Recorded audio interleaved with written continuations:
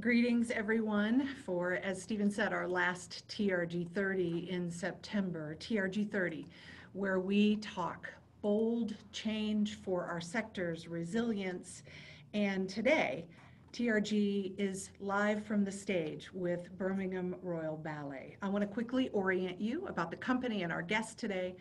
Birmingham Royal Ballet is one of the 5 major ballet companies in the United Kingdom, noted as the UK's premier touring company. It has a long and prestigious history in London with Sadler's Wells. It moved to Birmingham in the 90s, and in January of 2019, it was announced that acclaimed Cuban dancer Carlos Acosta would become artistic director in January of 2020. We're going to come back to that date here in a minute.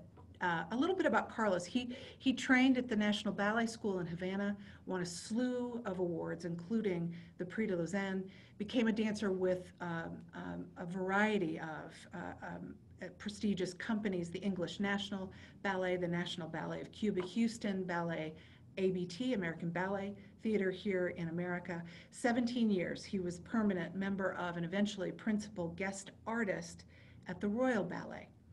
He retired from classical ballet in 2016, but he did not stop. He has written 2 books, including a work of fiction, Pig's Foot, and an autobiography titled No Way Home. LAZULI, a film inspired by his life, premiered at the Berlin, Havana, and other film festivals to great acclaim, was released in April of 2019, and then in January of 2020, he became the new artistic director at Birmingham Royal Ballet. In March, the pandemic hit, and Carlos got busy. We're going to talk about this today with him and Caroline Miller, who is the company's Chief Executive Officer and OBE for American or years outside of England, and OBE is among the highest honors bestowed, given for exceptional achievement in an activity. She's been with the company since 2018, and prior to that worked in America and led Dance UK, where she helped establish the first National Institute of Dance Medicine and Science. I'm going to, in a moment, ask Caroline and Carlos to join me, but before they do, I want to remind you all to be listening for specifically collaboration and partnership. You're going to hear about it today. Where might collaboration and partnership, like they're going to describe, affect you and positively enhance your mission? Motivation in decision making, short and long term. We're going to talk about decision making and will gathering in the time of a pandemic, and how might their decisions affect how you think about yours. And finally, opportunity.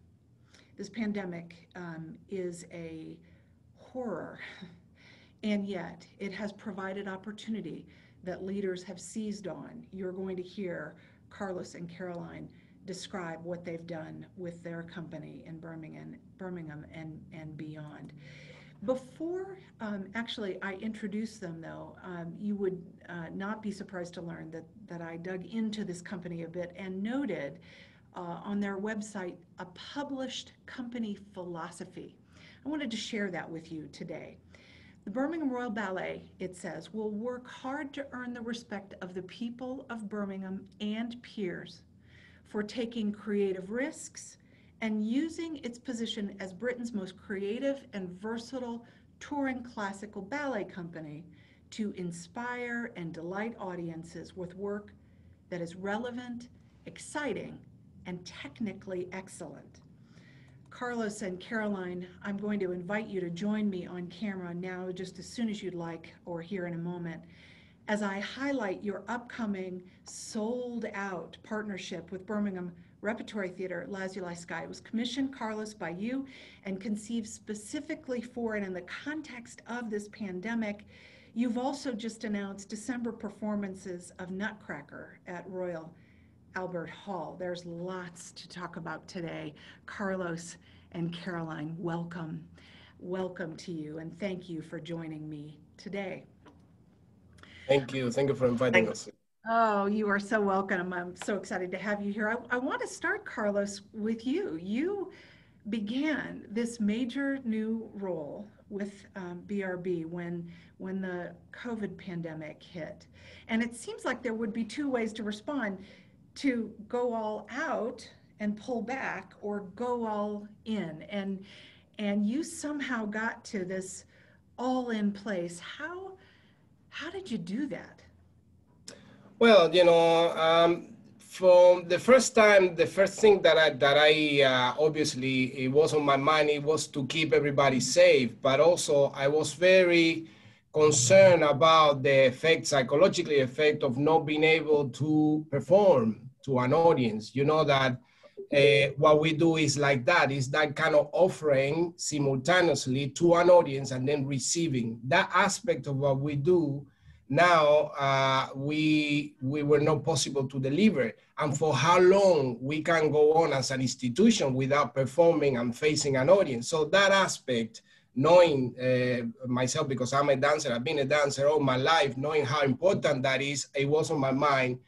And for the word go, I thought that no, we can't stay still. We had to keep performing. We had to give the musicians and the dancers an end to their training, because otherwise, if the only thing that you had to look forward to is just a training aspect of it, coming to a class, exercise your body, your skills as a musician, but you don't have a repertory and eventually a show, how long can you put up with it, psychologically? And I think that's what it fired me to come up with the season and a repertory that was flexible enough that you can be contracted and also expand.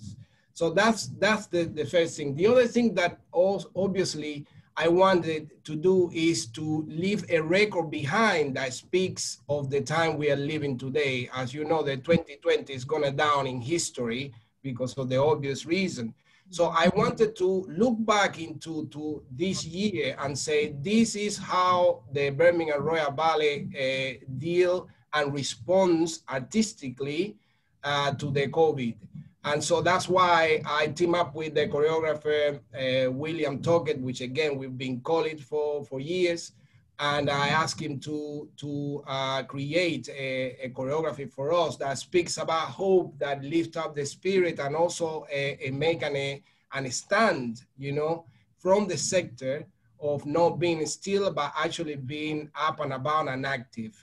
I think, to me, I guess, Jill, it was a necessity of not doing anything, but actually be there for the people. The art has to be there to alleviate in moments like this. And that's what it all came about. Boy, are you right. The arts and culture sort of sector, I think, is part of the recovery, the human recovery of people. And so we were immediately inspired by this decision. I was also, you and I spoke before today, and I was struck by something you said about dancers and their talent and their physicality being an asset that you dare not waste. Like you said to me, I can't afford to let these dancers not dance for a month, much less 6 months or more.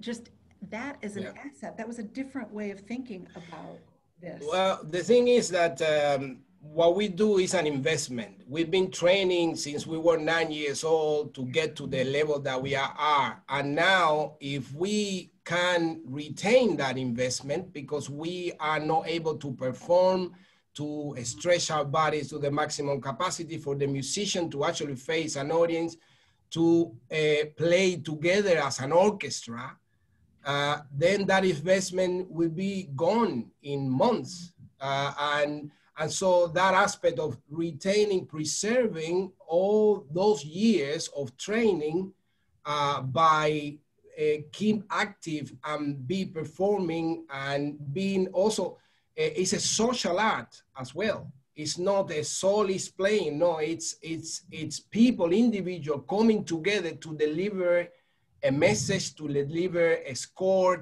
so it's a social art. And so that aspect of not meeting and coming together and not be able to make an art together at the moment is impossible. And so for how long we can be like this, that worries me. And Because otherwise, you know, the Birmingham Royal Ballet, as you know, is one of the greatest jewels of the nation. It's a pride of the world, of ballet. And it took so much work and decades to be where we are.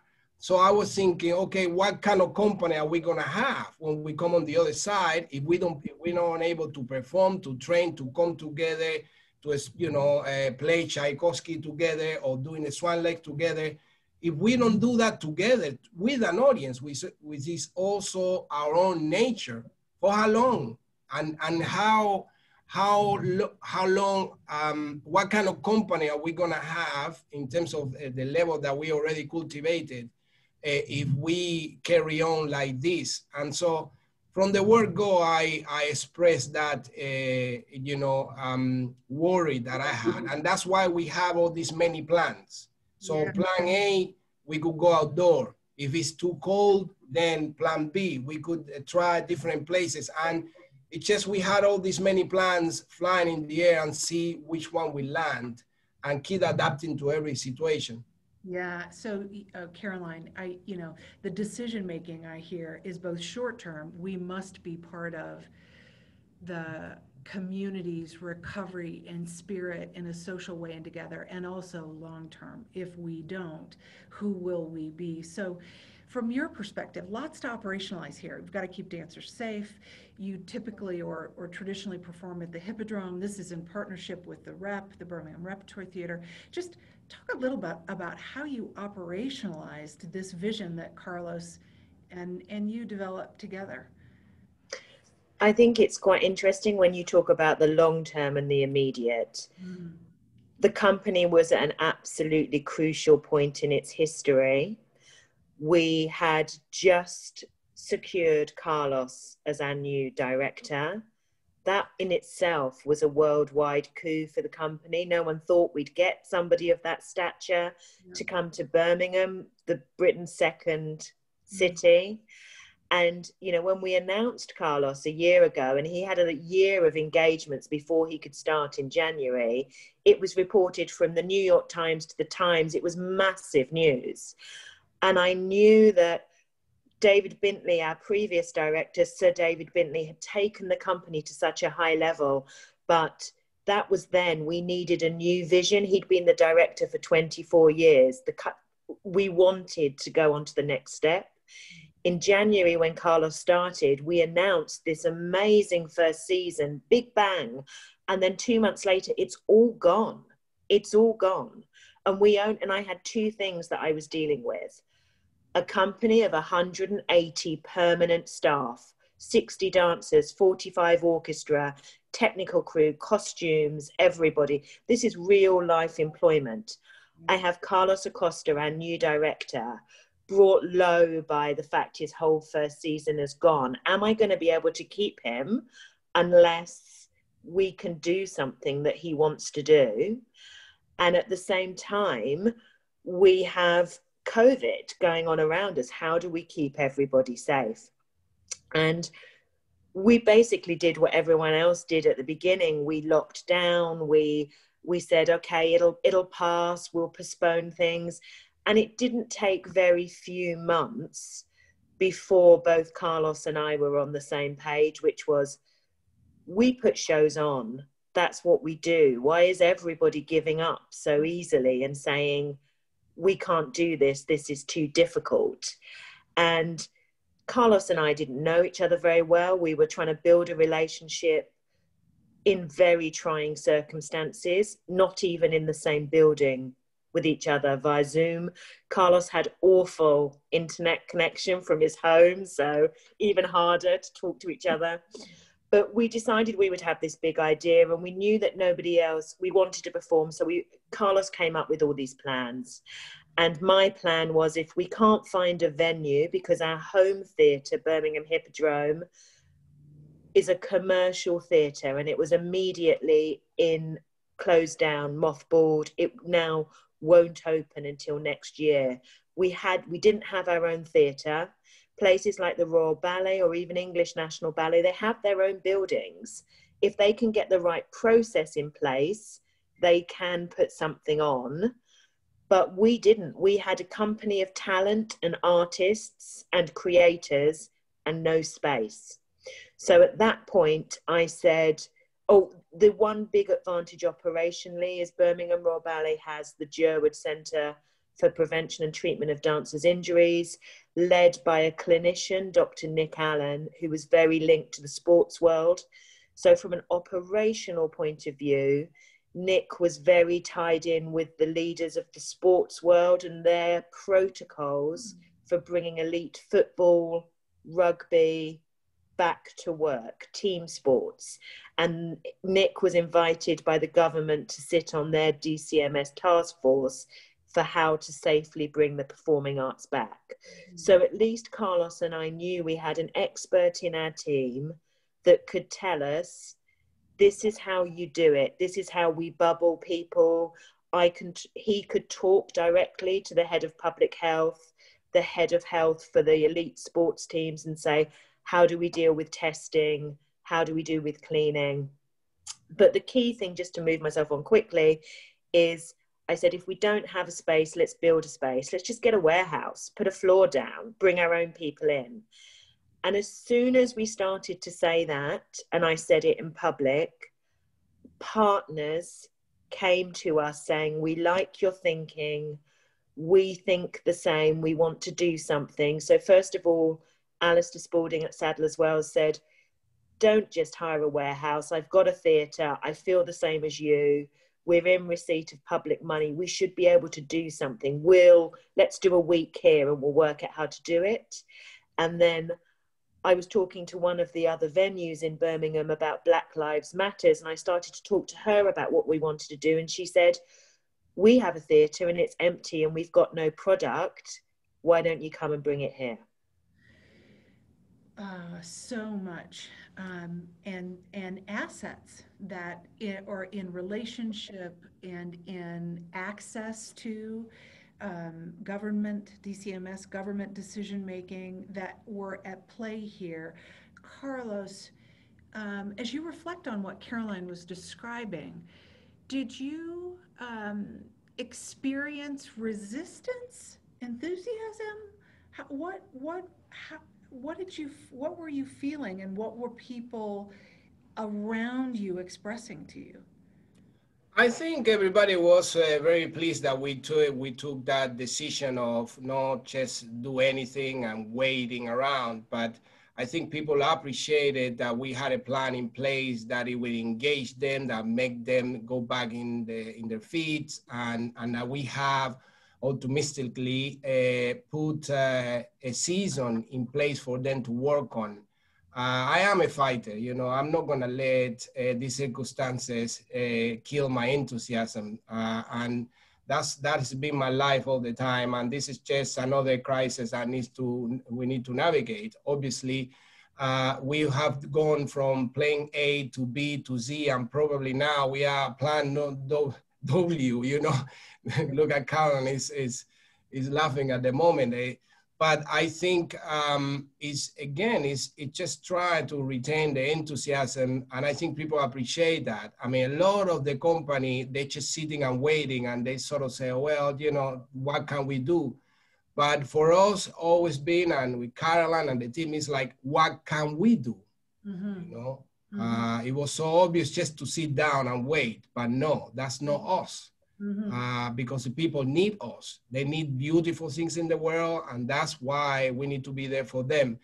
So I think everybody ultimately, even when I go, around and I see in the studios and I work with the dancers, it gives me so much happiness to see them, how they're using their brains and creatively, doing the LAZULI Sky creation like they normally have.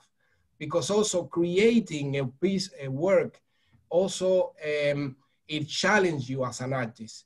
It's not a reposition saying, do this, but by creating with you, it means that your brain respond differently to that process.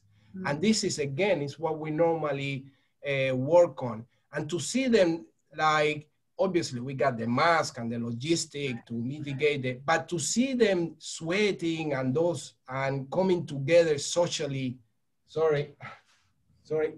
The magic of technology and lighting. Sorry, we're very green here. Yeah. So I need to do this with the sensors, but to see them there, that nothing has happened from their point of view, that they're learning a new repertory. It gives me so much, it lifts me up so much, because it means that we done the right thing. Yeah, well, and it's sold out. LAZULI Sky is sold out. Caroline, I see questions coming, so I know Stephen's going to join us soon, but managing risk. Yeah, I heard masks. I know the choreography was written in such a way that keeps dancers safe, but there's financial risk you're having to manage here too. Yeah, we talked before, and it would be I think it's quite useful to share with the group here that we went on completely the other scale, and we looked at doing Nutcracker originally. If we couldn't do it at the Hippodrome, let's go to what was called the National Indoor Arena, which is a huge stadium for 20,000, that we were going to do 12 shows for 3,800. The risk of the space was better than a traditional theatre because it's so huge. You can drive the trucks in the back. There's loads of room for the crew to socially distance and loads of room for the audience to socially distance. But we would have to adapt our Royal Albert Hall show, and the cost of adapting that stadium show with all the projections for an arena with no structure in it to take everything in there, and then also the risk of how many tickets we'd have to sell, which would be something like, we needed 25,000 ticket sales for break even. Yeah. Mm-hmm. And we were willing to do that at a risk of $750,000 if the week before the show went down, there was another national lockdown and we'd already spent the costs and had to refund everybody. We had signed that off until 2 weeks ago. So we signed it off at board level, and then the next day the British government announced Rule of Six, and the day after that the mayor of the West Midlands said that infection rates were increasing in Birmingham and they were going to have a lockdown. I said, let's hold, let's stop and think about this. And then another week later, the latest government announcements were made. And at that point, there is optimism and then there's idiocy, and the risk became too big. So at that point, we pulled it. But by 24 hours later, we were looking at another theatre where we could do another version of the Nutcracker, but with 500 people, where the investment cost is much cheaper, the potential loss would be much cheaper.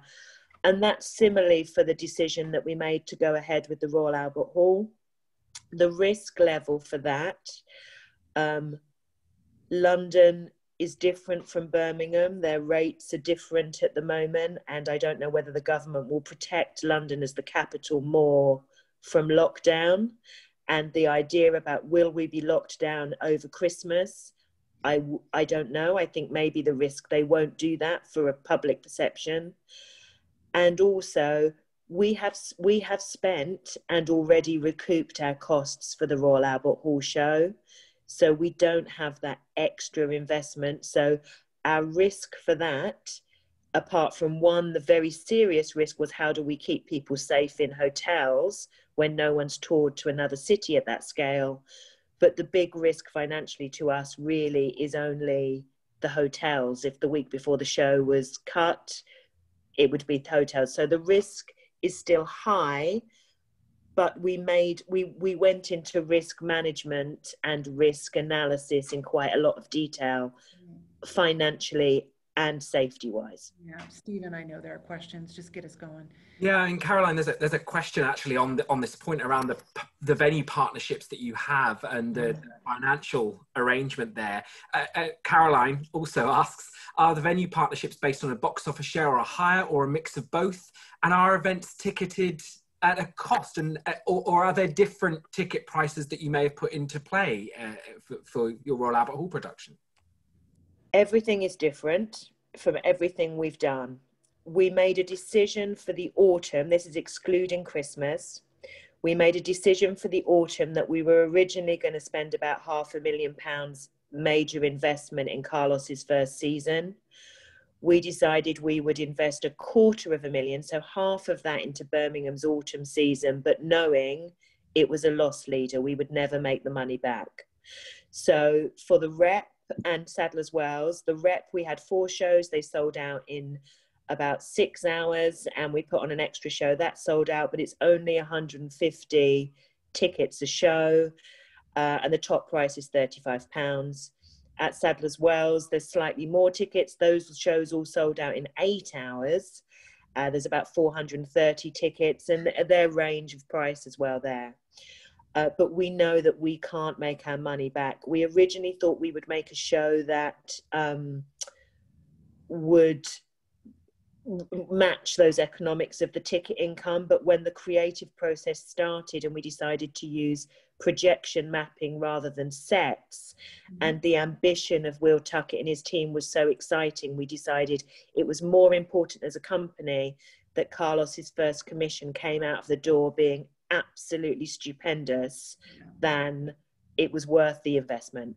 Christmas, we have had to change our deal for because there is such reduced ticket levels. We normally make a good, healthy level of profit that we split between the 2 organizations.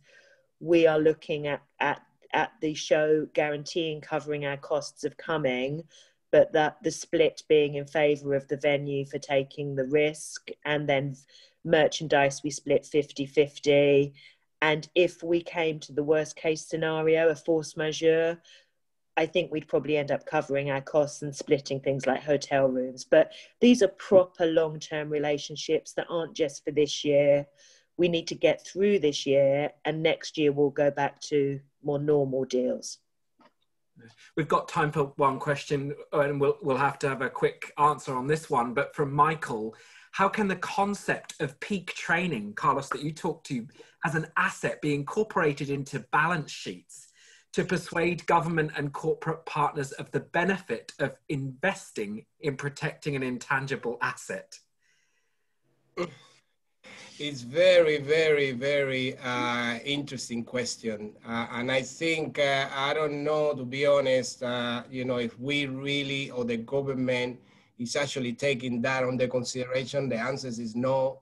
I felt, to be honest, that we've been left behind as a sector. You know, we're still in the back in the queue. I think the sector, it's all trashed down at the moment, and I feel for those freelancer artists that, you know, we're gonna lose.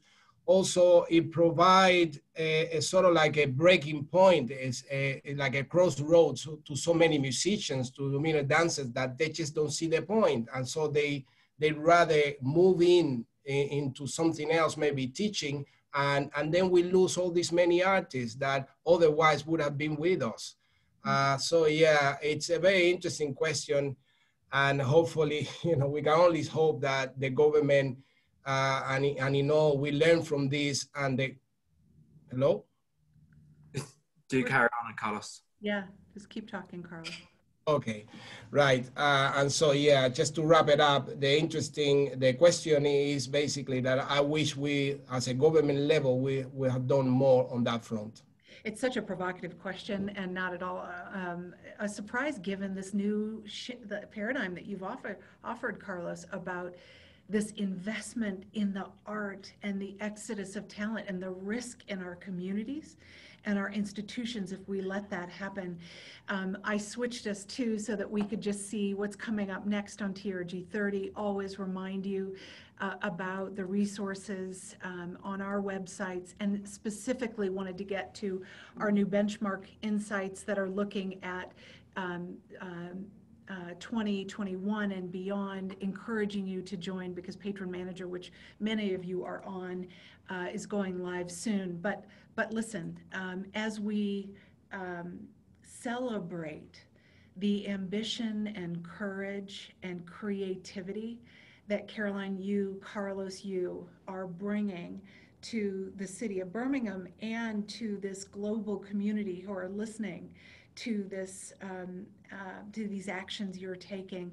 Carlos, I would invite you to wrap us up with something that would inspire our group of leaders who are listening today to be bold for their future resilience. Please take the mic and take us out. Okay, so I'm wrapping it up. Basically, just stay optimistic, support the art. Support the art is what the encouragement. The more you do for the art, the more art is going to do for you. We need more than ever, to hear a song, to watch a ballet, all of those wonderful work of art are going to be there for you. You support it. And anyway, LAZULI Sky is there. It's a message of hope. It's a message of saying we are here. We exist as an artistic institution that is Birmingham Royal Ballet. And hopefully you could follow in this journey. I'm still very optimistic of the future and what the Birmingham Royal Ballet will bring. Yeah, thank you. Carlos, thank you. Caroline, thank you. Stephen, everyone, have great rests of your week. Thanks for joining us today at TRG 30. Bye, everyone. Thank you.